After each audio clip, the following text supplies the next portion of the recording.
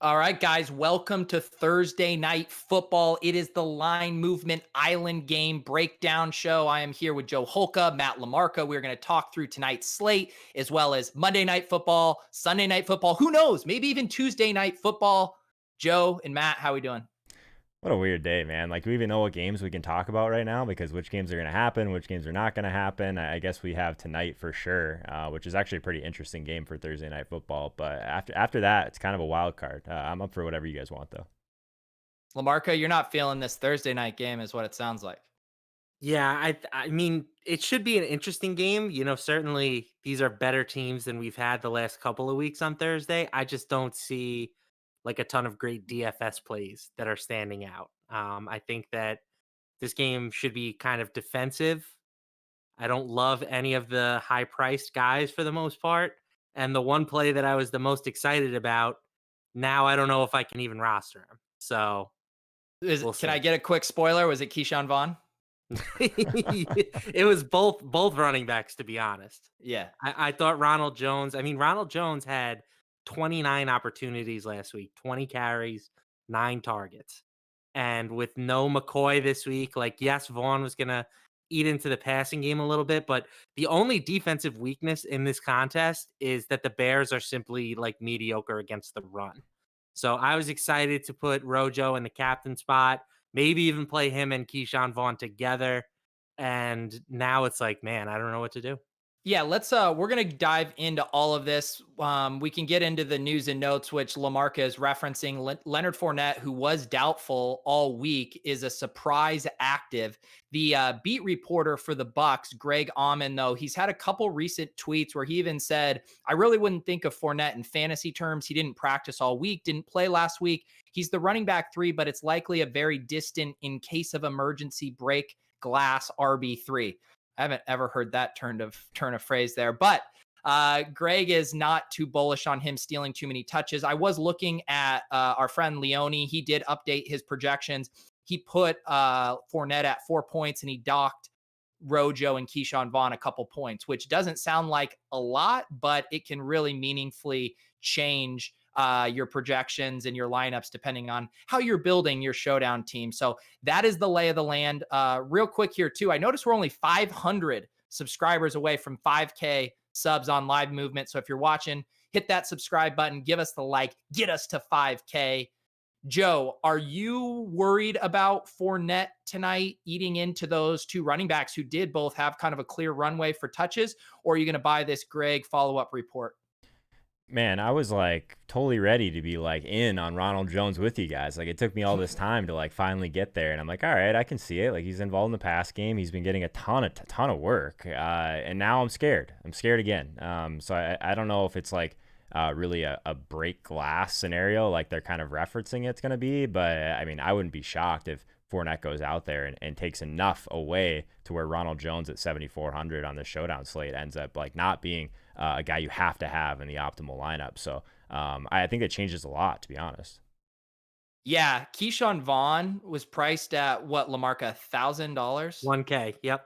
Yeah, which at his role pre Fournette was going to be an absolute smash. I think it definitely lowers his projection a little bit. I did rerun my lineups that I definitely hand built and didn't use an optimizer for. And I did get less Ronald Jones and Vaughn in those. I was shifting more toward Brady and Evans in the captain slot, whereas before I had a lot of Ronald Jones in the captain slot. So it is moving the needle for me, but that is under the assumption that Fournette's going to get 5 touches, basically. If he doesn't get there, then I've overreacted. So that's kind of the question you're having to ask yourself. Is he a true emergency back, or is he going to get 5 touches? Yeah, and I think unfortunately there's no way for us to know, right? It's all about just how you handicap the situation personally. For me, it went from Ronald Jones being my captain play tonight to Ronald Jones just being a flex. That's Yeah. kind of how I'm approaching the situation. And Keyshawn Vaughn goes from somebody who was one of the best value plays on the slate to now somebody who maybe you want to mix in your rotation with some of the other guys. The other thing we should note here, guys, is that the line movement on this contest pretty heavily points towards the Bears being the correct side here. Interesting. Tell us what did it open at right now? It's -3. for Tampa over under 44.5. What did it open at? Yeah, so it was 5.5, Wow. with the Bucks favored, and the majority of the action has unsurprisingly come in on Tampa Bay, 77% of the spread bets. But the Bears have gotten 42% of the spread dollars. So pretty solid discrepancy there. That tells me that the public is on Tampa, but the sharps are on Chicago. And I've kind of been on the we want to fade Tampa train all year. It hasn't necessarily worked out for me yet, but I do think that the Bears are pretty interesting in this spot. And like the Tampa guys should command way higher ownership in the DFS side. Like on the Bears, you'll get A-Rob with pretty solid ownership. But after that, I would say that the next 3 or possibly even 4 guys are probably Tampa players. Joe, do you want the sharp side here with the points, or are you going to go with the public?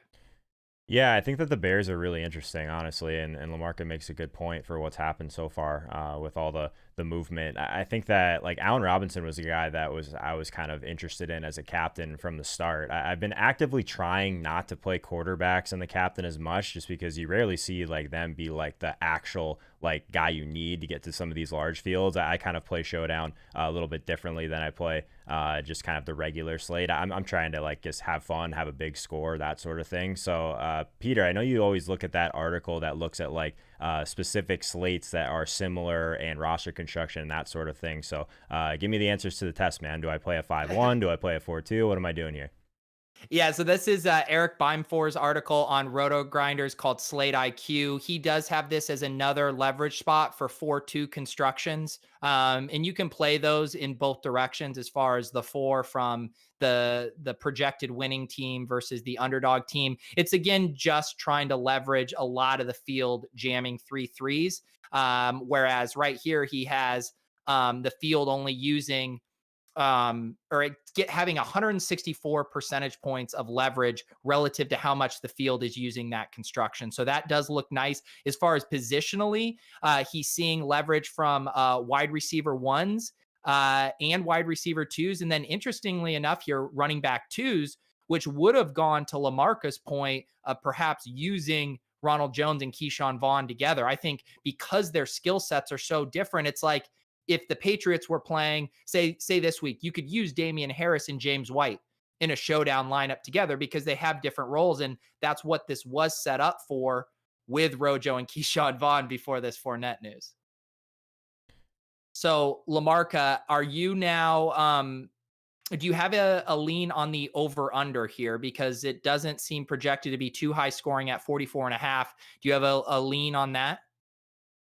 Yeah, I think I like the under here. I mean, these two teams have been really good defensively this year, particularly against the pass.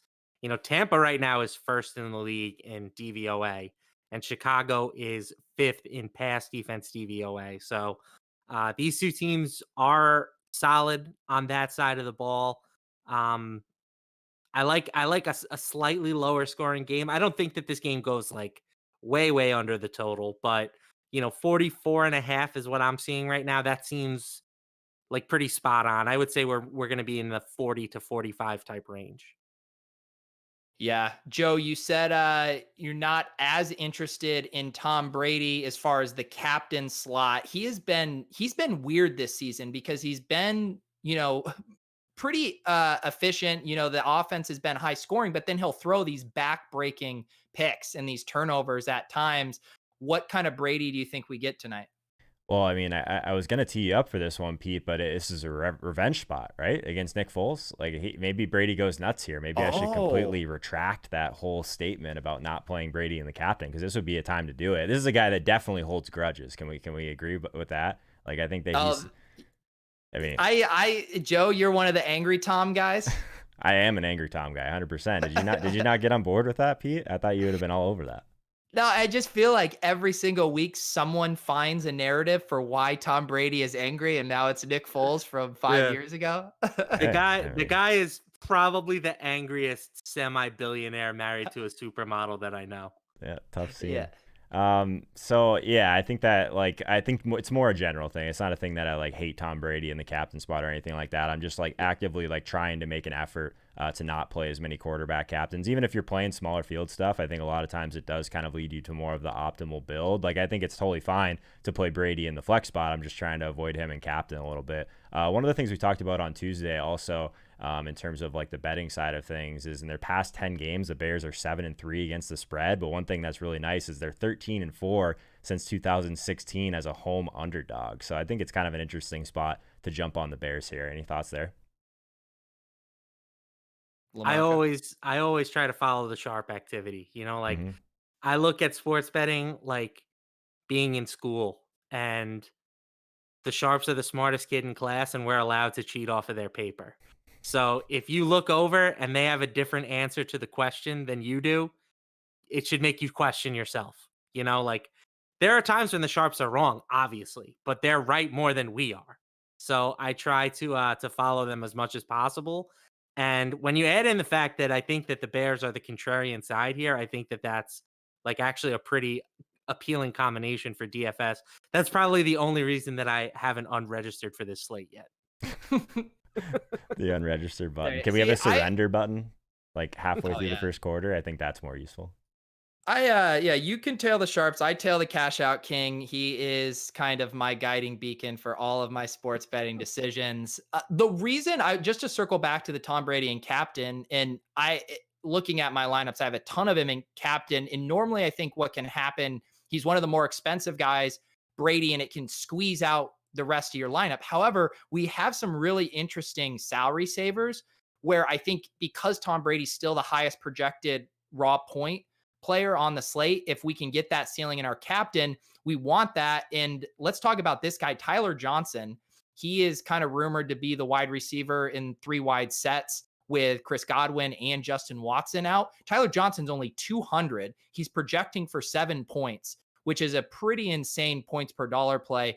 LaMarca, is Tyler Johnson Adam Troutman-esque, or could he actually get there in 5x his salary? Yeah, I think he could get there, to be honest. I mean, 5x is a catch. That's Right? true. That's 5x is literally a catch. Yeah.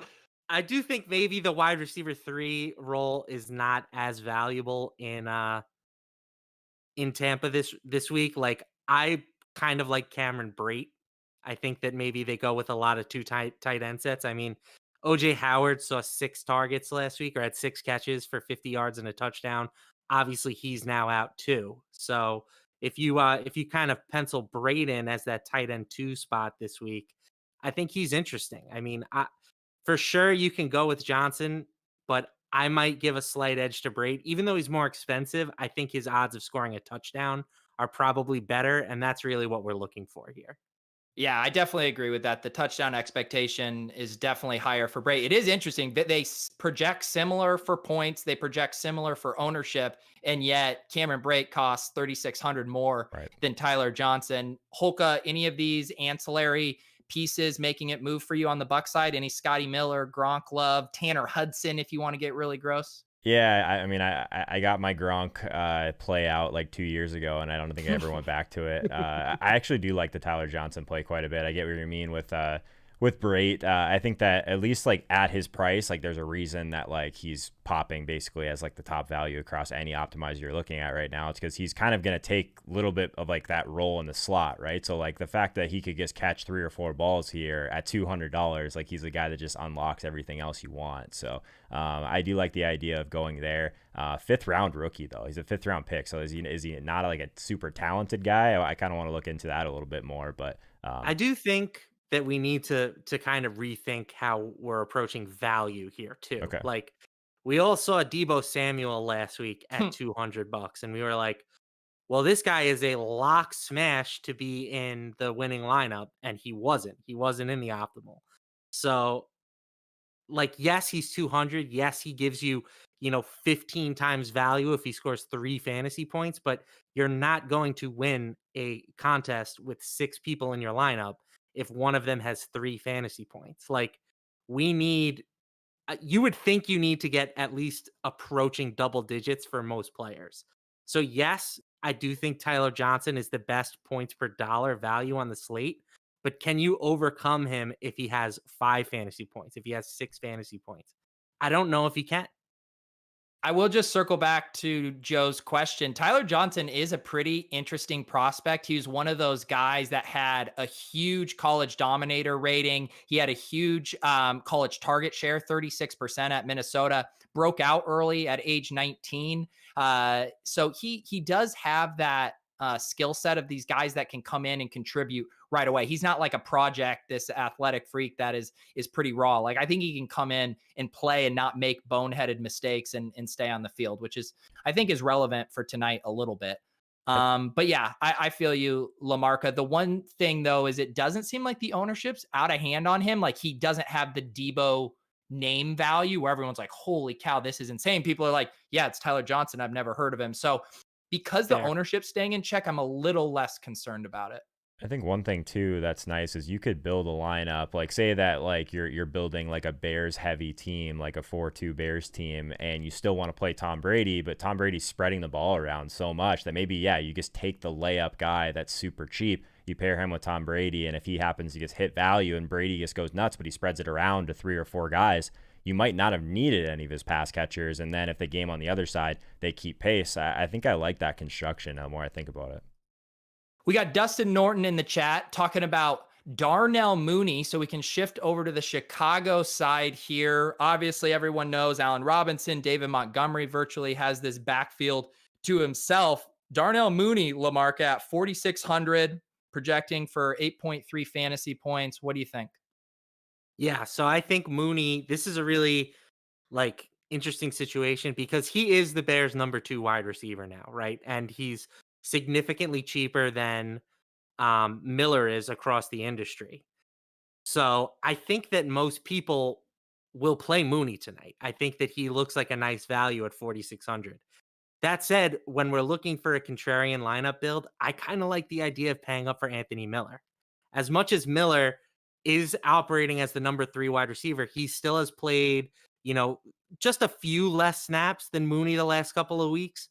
And I think that he is basically ignored tonight. I mean, Pete, you're the guy with the ownership projections.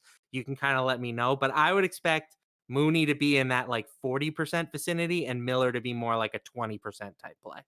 Yeah, Leone has it at 31% for Mooney and 24% for Miller, but I could see Mooney creeping up a little higher. Holka, what do you think about this paying up to be contrarian? Anthony Miller has definitely more long-term name value for the hand builders, but Darnell Mooney looks pretty nice here. Yeah, I honestly think if you're looking at just like the point per dollar aspect of it, I think Mooney's pretty clearly better. But I like the Definitely idea. a better play. Yeah. But I like where your head's at, LaMarca. Like if everyone's gonna take that savings, which I would imagine like they're gonna see the same thing we are here, that if it ends up being that big of a difference in ownership, I think that's a way to leverage for sure. So I don't hate that. Yeah, pretty clearly the number 2 wide receiver for the Bears, which is useful, especially if you're rolling out some full stacks. I think it's interesting. Like you guys know me, like I'm going to skew towards, I guess, the chalkier guy and Darnell Mooney, but I do understand the other side of it for sure. Another guy that we should mention, Jimmy Graham, we've seen his ceiling with his red zone role. Like they will look for him in the red zone. He is pricey at 6,800. Like he's either going to smash that or he's going to absolutely airball. What do you think about Jimmy Graham, LaMarca? Yeah, I mean, another guy that probably garners pretty minimal ownership, but I have no interest in him. Like he is a purely touchdown dependent play, which is fine. Those guys do hit in the showdown slates, but the odds of him getting there through catches and yards is basically non-existent. And I don't want to play a guy that has only 1 out to fantasy relevance. And for Graham, he has to find the end zone. Yeah. I'm looking down here. If we want to dumpster dive on the Bears, we could get a little Cordero Patterson at 2,200. We have some of these other tight ends, Demetrius Harris, the rookie, Cole Kmet. Anything else we're going to do here in this game, maybe to make sure our lineups are not duplicated with a more contrarian play? Joe? I think that's one of the questions I had for you guys. You guys play Showdown quite a bit more than me. I guess if you wanted to make the decision between someone like Mooney or one of the kickers, say that you have Montgomery and you want to get a little bit more correlation on the Bears side, where do you guys land on adding Cairo to those Bears stacks outside of Mooney? It's pretty close. Yeah, I mean, I don't mind it. So Cairo's $600 cheaper than Mhm. Mooney. They project for similar amount of points, 8.3 for Mooney, 7.5 for Santos. But to your point, Joe, Santos is going to be way lesser owned at 12.6%. So Right. I think as long as your lineup tells a story, guys, and that story involves lots of field goals, I think you can definitely play Cairo. Love it. Yeah, I don't play kickers and defenses in showdowns. Like on the 4 or 5 slates where they come up in the optimal lineup, I'll lose, but I'm okay with that.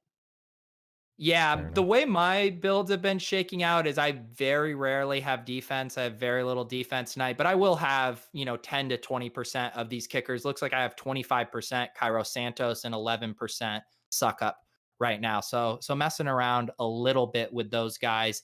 Any other showdown angles we should discuss here before we move on? Obviously, we didn't talk a ton about Allen Robinson, but him and Mike Evans have the highest ceilings, I think, of anyone in this game as far as from the captain slot. Do we feel pretty good about Evans' health as of now? I feel like every time that guy catches the ball, he looks like he's hurt, so I never know if he's healthy or not. Yeah, he has that ankle. They expected him to play. They said it was going to hinge on a pregame warmup tonight. Obviously, that went fine. Honestly, to me, last week he looked good. I thought he was going to be a little more slowed from that injury, and he looked fine to me. And the other thing that's kind of encouraging, we saw, I believe it was the game against Denver, where he had the weird stat line where he only had 2 catches for 2 touchdowns. They were both like little bubble screens at the goal line. Like they manufacture touches for him in important areas of the field. So I'm less concerned about him, even if he isn't 100%, that he's still going to get some high value looks. I like it. Yeah, I agree. I think Evans is fine. I'm more concerned just about the matchup for him and A-Rob. Like these two teams are very good against the pass, and they're specifically very good against the number 1 wide receivers. Again, early in the season, so I'm trying not to read like too heavily into the DVOA numbers, but Tampa's number 2 against number 1s, and Chicago is number 3. So those guys have their work cut out for them tonight, but you have to play some of the expensive guys. And I agree that the wide receivers, at least personally for me, have more value tonight than the quarterbacks. Yeah, I'm with you. I like that call. It is hard to get away from the ceiling of A-Rob and Evans. We're close to flowchart season though, LaMarca. The charts with the green and the red for matchups, they're coming. They're coming, and they will tell Love it. you who to play. All right. Let's I'm trying to see if there were any other questions on here. Mikey Boy says tough call between Mooney or Miller. Yeah, I think he was asking, is Evans going to be a decoy? I don't think Evans is going to be a decoy. I think he's ready to go. I think Fournette, not so much a decoy, but more of an emergency inactive. That might be the guy. Even I reran my lineups with Fournette's 4 projected points. He didn't make it into a single one. Like he's just at his price. I mean, again, in showdown you can justify anything. Like sure, could he get in the end zone? But at his price, I don't think you need to go there. Let's talk Seattle versus Minnesota, Sunday Night Football here on the Line Movement channel. This game is very exciting from a fantasy perspective. We know Seattle likes to push the pace. We know they're letting Russ cook. And now Minnesota, who used to be this team that we associated with this run first, slow plodding offense, is now getting in these shootouts. Justin Jefferson looks great. LaMarca, are you excited about this game? I really am. I like this game a lot. I mean, we know Russ is he's the MVP front runner right now. He is playing his best football. I'm glad that Pete Carroll and Brian Schottenheimer have finally seen the light. It only took Twitter yelling at him for 3 years to finally realize that he has one of the best quarterbacks in the league. And on the Minnesota side, I love Justin Jefferson. I think the kid is legit, and I'm expecting them to be able to hang around in this game against Seattle. Like Seattle's defense has been putrid this year. We don't love Kirk Cousins, but Cousins has shown the ability to put up numbers in good spots. And I think that this is a pretty good spot. I like Minnesota. I picked them to win outright in our little picks pool that we do, which I am in Nice. last place, I should mention. Nice. Yeah, Well, no I one's get beating my fantasy grind. That guy, he's like what, 12-2 right now? It's insane. I'm just gonna fade him the rest of the year. Yeah, no, I was talking with who is it that collects the picks? His name is Sam Betts in our Discord channel. Yeah, it's Matt Ramos. He's been doing some amazing content for us on Line Movement for golf and for football. So shout out Matt. Yeah, shout out Matt. I asked him. He said Jeff Ulrich is 11-1. I'm currently 7-5. I did take Seattle because I'm not a coward. I don't have the cojones like LaMarca to crawl out of the hole. But Joe, you are boots on the ground in Minnesota. You are going to give us the sober analysis about this team. Can they hang against the Seahawks? Yeah, I mean, we talked about it as soon as Justin Jefferson started to kind of emerge. That's like probably the best thing that ever could have happened to this offense. That was just so one dimensional with either Adam Thielen or Dalvin Cook. But now that they have that other weapon, we're really seeing them kind of get some of these chunk plays that we've seen before. We've seen Kirk Cousins and his average depth of throw really increase over the last couple of weeks as well. But they can also play that game where they control it a little bit more and try and protect things, and I guess protect their defense more than anything, right? Because we're trying to keep their defense off the field as long as possible. I think Russ is going to do his thing for sure. I love how LaMarca, I guess, assumes that Pete Carroll has Twitter. I doubt that that's the case. But I think it's great. I think I wish this game was on the main slate, because this is one that I think we would have been all over from a DFS perspective. I would have loved to have just been overweight on this game and played a little bit less Cowboys, since that's what you need every week in DFS right now. But I think overall, yeah, I mean, I think the over under, at least what I'm seeing, is still at 57.5 on blitzbet.eu. That's an aggressive line, but I still think there's a chance that we see some fireworks here. LaMarca, we don't have the showdown salaries yet as we are recording this, but are there any skill position players that we should have an eye on in this game outside of maybe the superstars, the Thielens, the Dalvin Cooks, the DK Metcalf, Tyler Lockett? I think people know those guys are good plays. Anyone else off the board? Yeah, this is going to be a tough slate, I think, for a showdown perspective, because we talked about Minnesota. They are so heavily concentrated right now between their top three skill guys. It's all Adam Thielen, Dalvin Cook, and Justin Jefferson. And then on the Seattle side, it's been basically all DK Metcalf and all Tyler Lockett this season. So it's going to be tough to find some value plays there. Maybe like a David Moore. Maybe you go with one of the tight ends for Seattle. I don't know. I haven't really dug into that game too much yet, but I want to be overweight on the Viking side. That's the stand that I'm taking at the moment. So I do want to pass along some news here circling back. Joe, I apologize for when you edit this clip for the Island game, but we do have Jay Glazer saying that Leonard Fournette is officially an emergency-only running back tonight. Leone did tweet that he is adjusting his projections back. As far as you guys, I am going to put in my pre-Fournette news lineup set. So I think we can, if we want to trust this report, I think we need to assume that Fournette isn't going to be a factor in that. Maybe LaMarca, it's full systems go for both Vaughn and Rojo here. Let's go. What a disaster. Why we took this detour here? We got my guy Willis the accountant in the chat. What first to score a TD prop do you guys like more? Scotty Miller plus 1,000, Robinson plus 850, or Rojo plus 650? You guys got a lean here? I got A-Rob for sure. Easy game. My lean is don't bet these garbage props. The odds on touchdown scoring props have to be the worst. Willis in the have some thing. fun tonight. These are fun, Willis, LaMarca. you can reallocate those funds, my man. Oh my goodness! I say you hey, let Willis, it ride, man. Now that he said that, you better double your bet, because LaMarca is grumpy today. I'm with Joe. I like Robinson at plus 850. It's not that different from Scotty Miller at plus 1,000, and we know Allen Robinson's TD expectation is much higher. So let him clackety clack at LaMarca on a Thursday night. Jeez, man. So I didn't know we know you want to tail the sharps, but let us. We all know you guys are balling right now. You're coming off your 50K score. We're about to get 5K of it back. Some of us are still nurturing our bankrolls. Okay. Yeah. That's right. As Leone teased here, the tilt space, we're coming off a 50K win. We are officially registered for the Thunderdome. The people wanted it. They chanted dome, dome, dome. We are in the 25-person contest, 40K to first. We're going to have a fun time in the Dome on Sunday. Tune in to the tilt space, 6:30 p.m. Eastern. Willis says, done. I've done well the past 2 weeks, so just looking for some fun. Everyone's riding a heater right now, Let's except go. LaMarca, apparently. Hey, I had a good week last week, just not a Okay. 50K good week. Yeah. All right. Well, we're gonna get LaMarca on the tilt space here once he ships one of these. You're gonna win the Millie Maker. We'll bring you onto the tilt space. It'll A be great. Millie. Yeah, Wow. yeah. I'm so you know That's I the don't dream. play that lotto. I don't play that lotto contest. For real though, I don't play that lottery contest. But I mean, could you imagine? I Could can you imagine. imagine? I would be doing every podcast on the planet.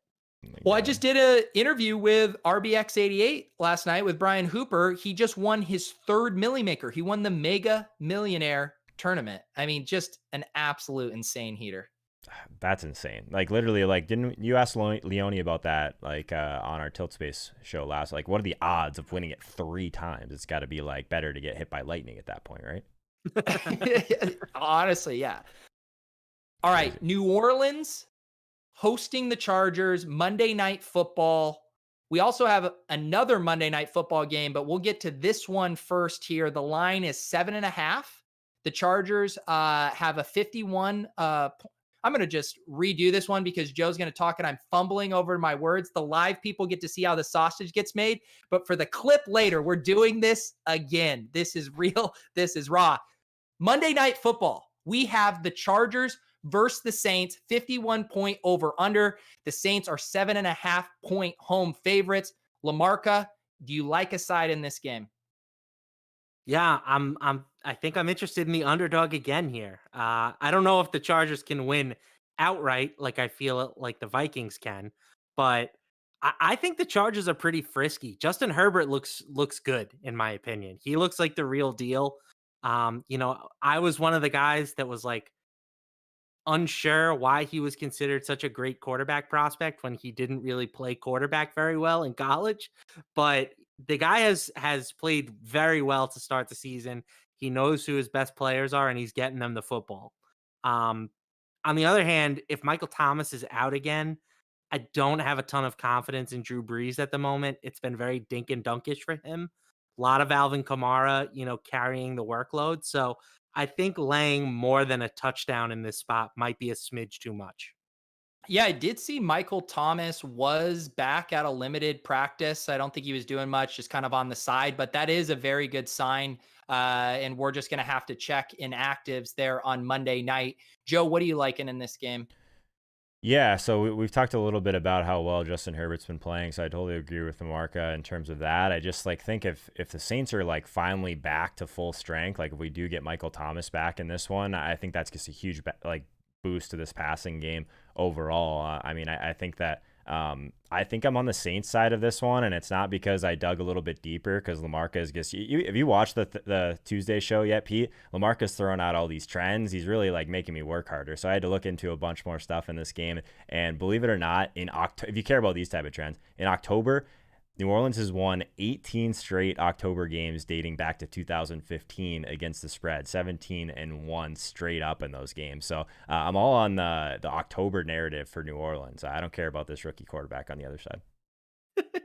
Yeah, to me, that number just for how New Orleans is playing just seems way too big. And the Chargers have shown they can hang in these games. And I think for fantasy, one of the interesting new developments now without Austin Eckler is how this backfield is going to shake out for the Chargers. So Justin Jackson, for all of you guys in season-long leagues, I'm sure you were aware of him being a hot waiver ad. The question really is, who is going to get the majority of the touches here? I mean, the team kind of already told us they prefer Joshua Kelly to Justin Jackson based on how they were using him. However, LaMarca, we have Joshua Kelly now fumbling 2 games in a row. We know Anthony Lynn was reluctant to name Justin Herbert the starter. He's not always a fan of these rookies. Justin Jackson's a veteran who's been in the league for a while. What kind of percentage split do you see this backfield shaking out to? Yeah, maybe like a 65-35. I think Kelly is still pretty clearly the guy, at least for now. If fumbling problems continue, because Anthony Lynn used to be a running back in the NFL, if my hard knocks knowledge is correct here. But that I'm sure that that's the kind of stuff that he does not tolerate. But at the same time, like Kelly has had the clear edge between those two guys to start the season. So I would expect him to still get the majority of the touches, but Jackson is definitely going to get some work. Yeah, Joe, are you worried at all about Jackson mucking up this backfield, or do you think they both could kind of succeed? Because I don't know about a third running back here who's really going to be an issue. Yeah, it feels like somewhat of a stay away. I'm with LaMarca that if you had to pick one, it's still Josh Kelly. I don't know. I think that like these are the ones that I typically avoid. Like you said before, we don't have the exact pricing in terms of showdown yet, but I think if they're anywhere close to each other, I might just look a different direction. I think that the ceiling is limited for both of them, and that's my biggest issue with it. Yeah. The Chargers have been fairly concentrated in the pass game with Herbert feeding Keenan Allen and Hunter Henry, although he did connect for a bomb with that rookie Jalen Guyton. I think I'm messing his name up. Do you have any love for him? He seems like a showdown special, LaMarca. Yeah, we'll see what the price tag is. He looked big. That was my takeaway on Guyton. I don't have the official measurements in front of me here, but he looked kind of big. They only got him listed at 6'1". I don't know. You wanted him to be bigger. I wanted him to be like a Mike Williams replacement, Yeah. and he's not. Yeah. But yeah, anybody who's going to be on the field for a solid portion of the snaps is in play in showdown. Like, you got to embrace the variance a little bit, and if Guyton is going to be one of those guys that's on the field and is a little bit overlooked, then absolutely, I'll have no problems playing him. Yeah. On the Saints side, we've seen some of these ancillary pieces go off a bit. Again, the Jared Cook stuff is going to be interesting for how that shakes out. We've seen Traquan Smith go off for 2 touchdowns. Joe, Emmanuel Sanders hasn't really made an impact yet this year. Are you leaving a candle on for him, or is he part of this dusty old crew? Yeah, I talked about him on the Wednesday show last week with Matt Harmon because I didn't really know what to think, right? We thought he would come in here and be the guy that would really benefit from losing Michael Thomas, and it just hasn't been the case. His role in terms of like his actual volume just hasn't really been consistent. I don't think that means like he's washed or anything like that, but he seems like extremely touchdown dependent at this time. And if everyone's starting to get healthier, I think it's more of a dart throw than anything with a pretty low ceiling overall, especially if he's not going to get as much work underneath. Yeah, no, I'm with you there. Anything else in this game that's interesting to you, Matt? Yeah, I mean, maybe you look at Latavius Murray again. He's kind of touchdown dependent, but he got 14 carries. He's had at least 12 carries in 3 of the first 4 weeks, which I think would surprise most people that he's been that involved because Kamara has been so good. But, Kamara has done a lot of his damage through the passing game, and Murray has kind of, carved out a solid little role in the rushing game. He remains very involved near the goal line. So I think I might look to play some lineups with Kamara and Murray together in this contest. Yeah, I think you can play them together. And I think also you can play just Murray if you are looking for a leverage spot off of what we assume will be very heavily owned Kamara in that game. And it makes intuitive sense. If Kamara as chalk fails, how did that happen? Well, it could have been the offense just wasn't good on the whole, or it could be he's getting vultured at the goal line by Latavius Murray. So I think that's always a good play. I wish it's a little trickier coming off of a Latavius Murray 2 touchdown game where now that's in everyone's mind. Whereas on the Sunday main slate, you could have played Latavius at 1% ownership. Right. It's true. So we do have an early Monday Night Football game similar to the early Chiefs Patriots game we got this past week. They have moved New England, Denver. It's in New England. They've shifted it, I believe, to give the Patriots an extra day here after the Stephon Gilmore test. And now they are an 8-point favorite at home versus Denver. Joe, when I first saw this line, I was talking about it in our chat. I saw it earlier today at 10.5, and it looks like it's come down to 8. This number feels way too big for a Patriot starting a second or third string quarterback.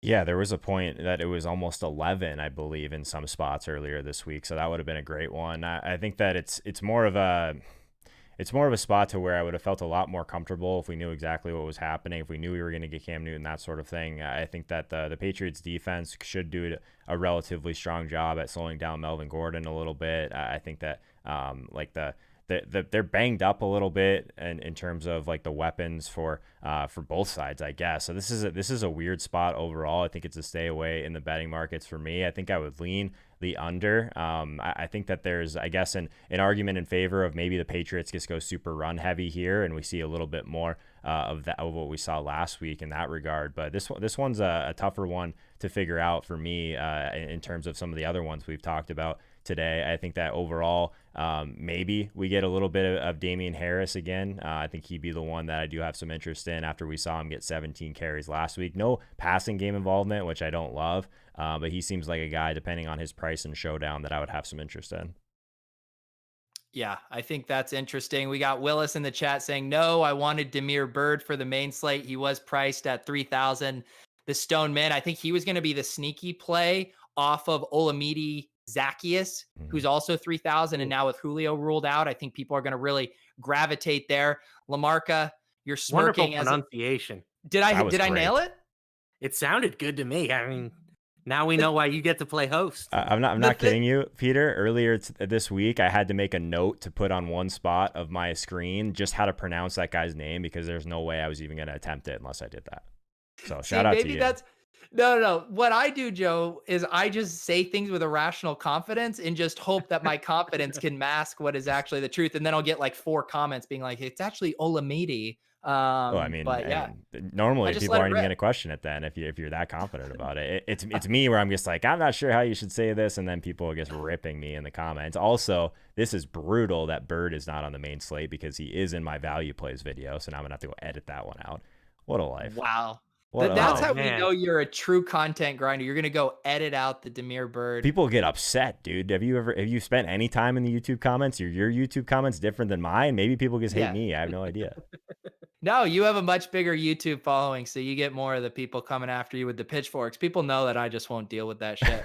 They just won't even get a response. Yeah.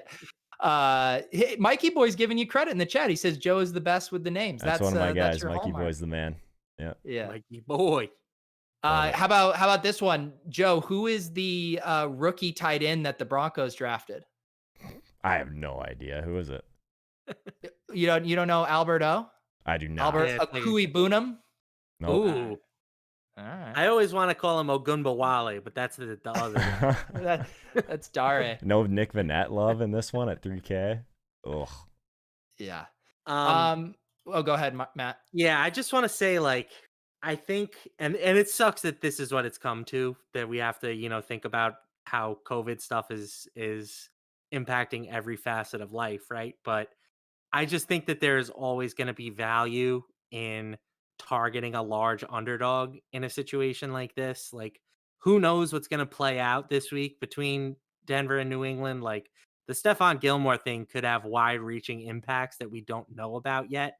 So I think that there is just inherent value in grabbing the underdog ticket now, and you can always hedge out of it later if you need to. Same thing goes for the Raiders and the Chiefs. Like, who knows what's going to happen with those guys given that they were in contact with Gilmore. So I think that if you're thinking just from a pure value financial aspect, you want to grab those tickets now while you can. And then if everything goes well, and honestly, I hope that it does for all teams and players involved, then you can always hedge out. And the only thing you lose is the juice, which sucks, but I think it's just a wise investment if you think about it that way. For people who might not fully know what you mean, can you give an example of how you would hedge out of that position? It sounds like that would be the thesis of the play, but people might not know exactly how to do that. Yeah, I mean, so like right now you can grab the Raiders at approximately 12.5, 13. The line is differing across the industry, but if you grab that ticket and everything ends up being good with Kansas City and, their full systems go, then you can just buy the Chiefs minus 13 later in the week. And you're essentially going to win one of those tickets. The only thing that you're going to lose is the juice. But if for some reason Kansas City has 3 guys on offense test positive, and they can't play this week, but the game still happens, and the line plummets to, we'll say, Kansas City -7. Now you have an incredibly valuable ticket for the Raiders that you can just sort of hold on to when, assuming that the game plays. If the game gets canceled, your bet will be voided and you haven't lost anything in that way. But I think that just makes sense if you're trying to look at this thing from a value perspective. Excellent. We just took a class at LaMarca's School of Hard Knocks. The only thing is we know he's cheating off of the sharps at this school, so That's we got to right. be careful with him. All right, let's talk about this game that is rumored to take place on Tuesday Night Football here. Tuesday Night Football sounds great. Like conceptually, I'm very much here for it. However, I personally see no chance of this Bills and Tennessee Titans game happening. It seems like they would need a true miracle. Why are they even entertaining this right now, guys? Dude, I have no idea. I'm nervous to even talk about this game because I think that the probability of it actually being played is so low. I think that, overall, this would have been a great, I think, under the radar play. Like it's only like 49 was the over under that I saw earlier in the week on blitzbet.eu. So I was actually probably going to be on the over in this spot as kind of a sneaky shootout. But now I just feel like it's just all for naught because I don't really think it's going to happen. You think it's going to happen, LaMarca? No. And the reason that it hasn't already been canceled is because Tennessee got canceled last week. And apparently it never occurred to the brain trust at the NFL that a team might have to forfeit 2 weeks in a row, because it doesn't appear like they have any contingencies built in for this situation. They keep saying that they can extend the regular season, that they can move the Super Bowl as far back as March, but like I don't understand why we haven't already built some of that in. It clearly feels like it's time for that to happen. So the Titans would basically need to test negative for 3 straight days from here on out just to give this game a chance of happening. And with the way that things have progressed, it seems like that's unlikely. The one thing is we don't have to worry about the Titans getting in practices. We know they will do those unauthorized regardless. So they will be ready for the game if they have no negative cases. Joe, yeah, I mean, we could talk about it a little bit. This would have been a legitimately fun game for fantasy. It actually feels similar to the Vikings Seattle game as far as the kind of fireworks we could have seen here. The Bills have been super fun. We love Josh Allen. We love Diggs. Singletary's been running well with Zach Moss out. If this game does happen, anything you like here? Yeah, I mean, it seems like it's a decent spot for Stephon Diggs to have another one deep. We know that Tennessee, they can be beat down the field. So I was kind of excited to get kind of an under the radar Josh Allen to Stephon Diggs stack. You've been on record, Pete, as saying that Stephon Diggs is still underrated. People are catching up to his new reality in Buffalo, and I'm kind of on board with that. I think even on the other side, it would have been interesting to see like a rested Derrick Henry to see if they could kind of counter some of the things that Buffalo is doing on the other side. I don't know. I was on Buffalo in this spot overall in the betting markets. I thought that it was a sneaky overplay. But yeah, it's a bummer. I think that Stephon Diggs would have been a really sick play. LaMarca, do you have I don't even know if they pulled the line on this game. No, it looks like it's Yeah. -8 Oh, Buffalo, over under 49. Do you like a side here? I'll be honest, I haven't given this game a Yeah. second of thought this week because I just, like I said, I don't think that there's any way that it happens. And I honestly can't believe that there's a line posted. So, uh, my initial take would be I want Buffalo, because how can Tennessee possibly be focused on football right now? And we don't even know, for the most part, which players they're going to be without. It's a disaster. It's really just a disaster situation. So, I really hope that the NFL kind of just says, let's postpone another game here and try and give Tennessee some time to like get fully removed from this situation, because who knows, maybe they test negative and then all of a sudden another player tests positive during the game. Like this could be a real this is the scenario that everyone was worried about as a potential like season ender. You know what I'm saying? So Yeah. I think the NFL should proceed with a little caution here. We are underway in Tampa Bay versus Chicago. The 3 wide receiver set to open the game did include Tyler Johnson. Rojo gets that first carry for 5 yards here. So this should be a fun game. Hopefully we can get some points. That would make the Thursday night fun. I don't really care what happens, but let's get some points so LaMarca and I's non-kicker and defensive lineups aren't just totally dead. Yeah. And one thing I want to say, which I found interesting, I was pivoting with my lineup literally the whole time we were talking, breaking down this game. I ended up on Foles as my captain, and he's literally 3% in the captain spot on the in the tournament that I'm playing in, which is it's a $100 entry, 555 person tournament. So 2.9% I was pretty happy about. And it looks like the Mooney versus Miller split. Mooney came in at about 30% in the utility, and Miller is at 11%. Yeah. Also here for us, Mike Evans guys, he just had a target down the field and already kind of hobbled off to the sideline here. So boy. that is not great. And who just got this catch for the Bucks? Mickens? Mickens was not in any of my showdown lives. Anyone have any Mickens tonight? Oh. Should we check and see what Chris played in the 5K queue? Should we make that like a regular thing? I'm gonna try and find it. Yeah, I love it. I'm gonna try and find it.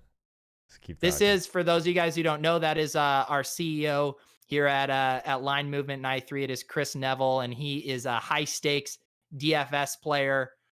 What do we got from him tonight? All right, here we go. On screen, we got a Ronald Jones captain. All right. We're supposed to do where I guess the captain slot. Oh, have you seen it yet? Are you guys watching the stream? I'm guessing Ronald Jones. You just said that. So Ronald Jones captain. What else? What else are we thinking here? You know what? I think he doubled it up. I think he doubled it up with the running backs and has Keyshawn Vaughn in there too. He does not. I think he's got Brady. Mm-hmm. I think he's got Mike Evans. Mm-hmm. LaMarca's looking at the stream right now. I'm not. I swear to God. I just expect him to be on Tampa Bay, and then he's gonna need a cheat buck. So we'll say that he put Tyler Johnson in there. Indeed, the screen share is now up again. So I'll say this, and not to give away all of Chris's secrets, but when he won the Millie Maker for the Super Bowl, he played Damian Williams in the captain spot. So now every slate, for the most part, Chris plays a running back as his captain. So I don't want to completely give it away, but most of these small fields, he kind of differentiates himself a little bit in that. I guess Ronald Jones still ended up being 46% owned in the queue, which is interesting at the captain spot. Let's see what Empire Maker had, because I would imagine this is more of the chalk team. So Ronald Jones captain. It looks like Rojo is the highest owned captain from what I'm seeing tonight. Mm-hmm. Yeah, very similar team for Chris and for Empire Maker. Interesting. Rojo already caught a little screen pass here, but there is a flag holding, so it is coming back. People on Twitter are already saying no Mickens, no cash. they're already burying non-Mickens lineups. Oh boy. All right, guys. Well, this has been fun. We of course have the Sunday AM kickoff show that goes at 11 a.m. Eastern. Do we have Dieter back this week, Joe? We should. Yeah, we should have him back. So that'll be a 3-man with Joe, Dieter, and I. We will walk through the slate, similar to what we did tonight, but for the main slate. And then, of course, it's Thunderdome time on the tilt space. That'll be Leone, Holka, and I sweating out our dome team with you guys. I'm gonna be in the chat just heckling you. Love it. Here's the thing. If we play, we're now losing. We just lost Denver, New England from the late slate. I believe, is there only 2 games in the late slate now? That might be the case. We have the Dallas, New York game. I guess we have 3: San Francisco, Miami, Indianapolis, Cleveland. So only 3 games. Joe, we really need to push for a 4 p.m. game stack, so we do have something to sweat. I'll say this: last Dallas week was is fun. in the 4:00 game. So is it? Oh, okay. I mean, last week was fun and all, Pete. Really good times. But it also was way more fun when we actually were sweating actual players, not just watching every Josh Jacobs carry of the entire game. So I don't know, man. We gotta have some fun factor involved here too for the content, right? It doesn't even matter if we punt off 5K in this thing, as long as the content's good. I find like myself a getting much more true upset if our teams. degenerate. Yeah, I mean, I find myself getting much more upset if we have all this like PMR remaining and all the hope in the world, and then they just go out there and like literally just drop a dud. Who cares if we punt off 5K? I just want to sweat some stuff late. Just for the people. We're just doing content for the people here. As This is why I wasn't invited to the team, by the way. Oh, it's has angry nothing to do LaMarca. with No the angry fact- Tom today. It's angry LaMarca. He's gets It has jealous that nothing to he's do not with on the fact that I'm a space. mediocre DFS player, and it's all about the fact that I would be teaming up with Pete to make this a knit challenge. And we would No, what would happen is eventually we're going to have a bad streak and we're going to get restless and we're going to start pointing fingers. We're going to kick one of us off the show, and then you will naturally have to fill in. All right, I'm looking forward to it. I'm building my bankroll slowly. There you go. All right, guys. Thank you for tuning in tonight. Make sure you hit the subscribe button. Get us to 5,000 subscribers. Hit the like on your way out. Like I said, we will be back on Sunday. Lots of good stuff going on at Line Movement. For Matt LaMarca, for Joe Holka, for this guy Mickens, I'm Peter Overzet. We'll see you guys next time.